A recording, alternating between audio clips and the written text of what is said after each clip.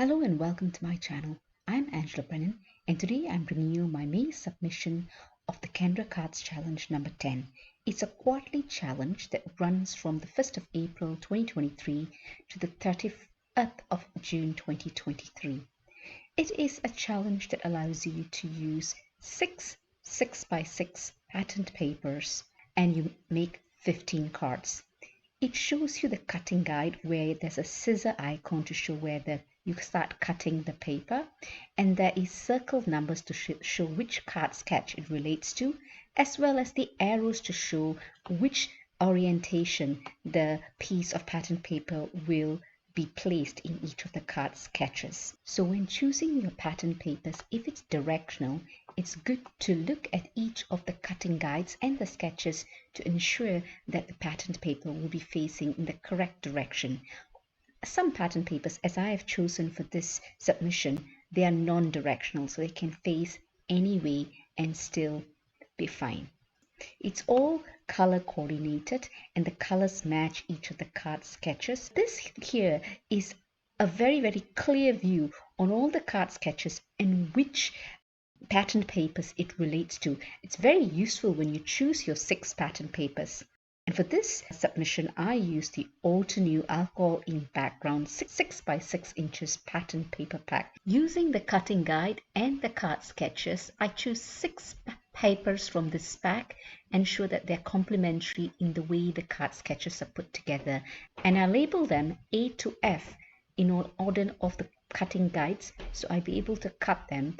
And when I cut them, I'll be putting them into poly pockets labeled 1 to 15 so that I know which pieces of pattern paper will be used for each of the numbered card sketches. I do show how I cut the patterned paper following the cutting guides in this video. I normally don't, and that makes the video a bit longer, and I also show you how I put the card sketches together.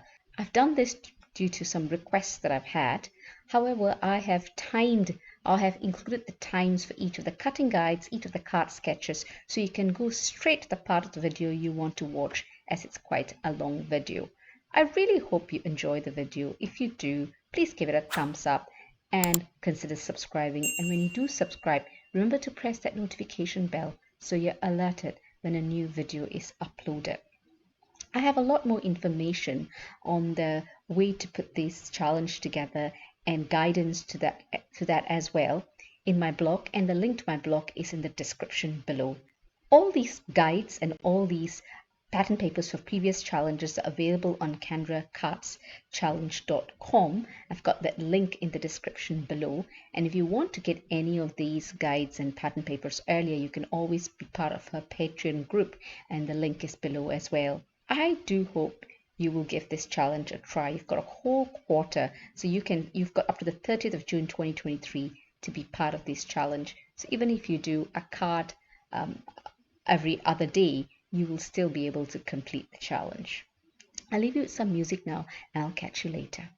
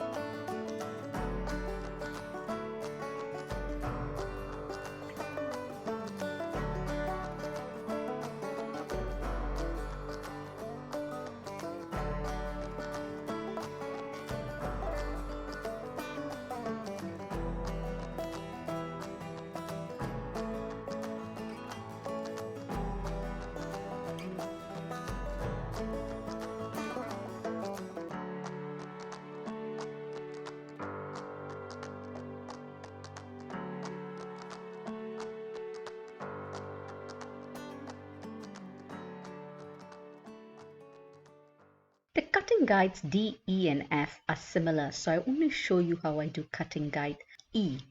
It requires some measurements with a ruler, so you need to mark with a pencil some of the measurements from on both sides of the piece of pattern paper in order to cut it in according to the cutting guide as I demonstrate.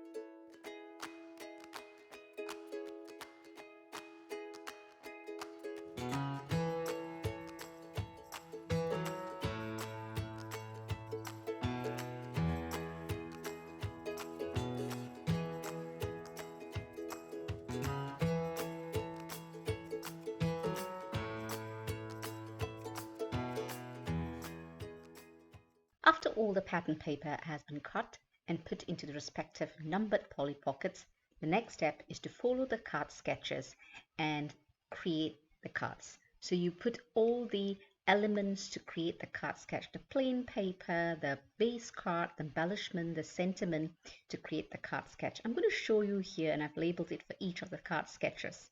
Now I tend to use a lot of plain paper and not as much colored cardstock other than neutral colors because I like to use my inks. I use a lot of Alt-New inks to create the backgrounds, and I just find it's easier to complement or to match the pattern papers that I've chosen. And I use that primarily because when I use Alt-New pattern papers and Alt-New inks, they tend to match.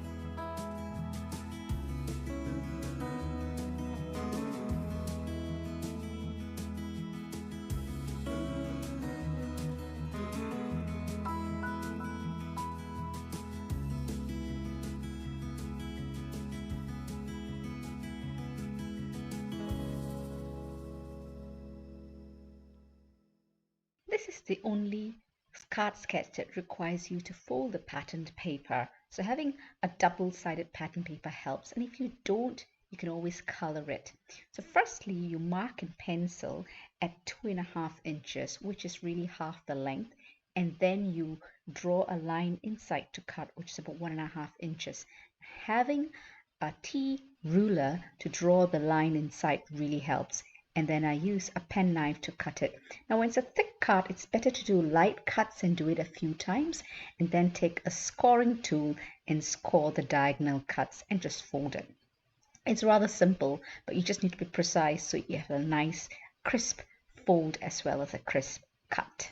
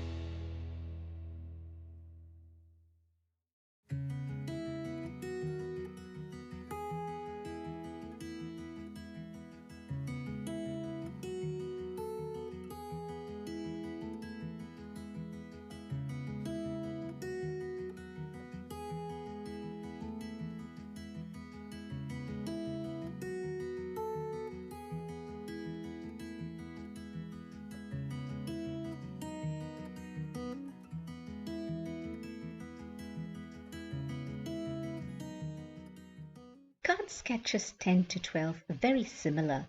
When I chose my pattern papers, I made sure pattern paper D, E, and F would coordinate because I knew these 3 card sketches would require that.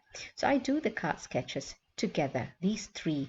I just change up the color of the embellishment. All of it use the Altenews Amazing Charming Foliage Die Set, and I change the colors up a little bit to go with the card. And I wanted to use a neutral sentiment, so I use the versatile greetings and I use a hot foil plates to do that. Now the middle one, as you can see, number 11, I used the black hot foil because I think black hot foil is quite lovely as well, and I used the gold hot foil for the other 2. Now because there are 3 pieces to this, I tape them together and I do put a backing to them. I just find it easier because I do back all of them with fun foam to give it a little bit of dimension. I just like adding fun foam to some of my smaller backgrounds, or the backgrounds that are slightly smaller than the base card, so it gives it a little bit of depth and adds interest to the card.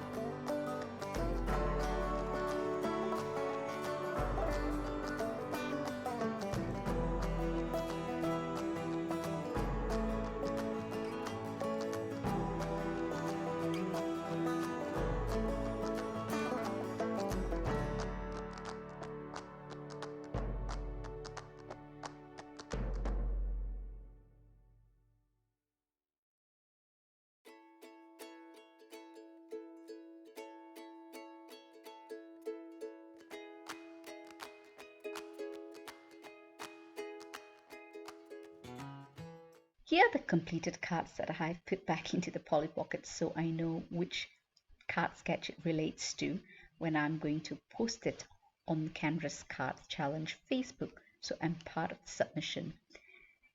I've completed them with gems. As you know, I like to put gems in all of my cards. No card is complete without gems.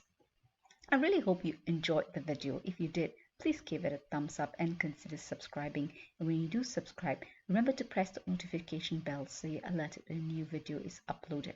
I know this is a long video. I hope you bookmark it as a reference point when you approach this challenge. It's a very versatile challenge and gives you a chance to use all that pattern paper that you have in your stash. We all do.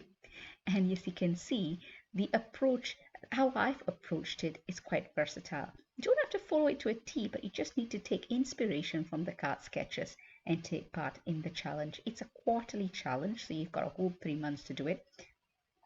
So this particular challenge is the end of June 2023. All the information on how to partake and submit your challenge is in the description below, so do check it out.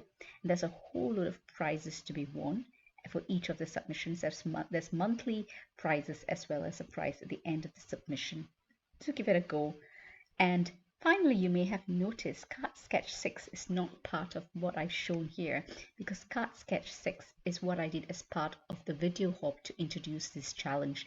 I will link below the video hop that I did for Card Sketch 6 so you can see how I approached it. Thank you so much for watching this very long video. I hope you found it really useful, and thank you for watching the entire video. Appreciate it. Happy crafting, and I'll catch you at my next video. Do take care.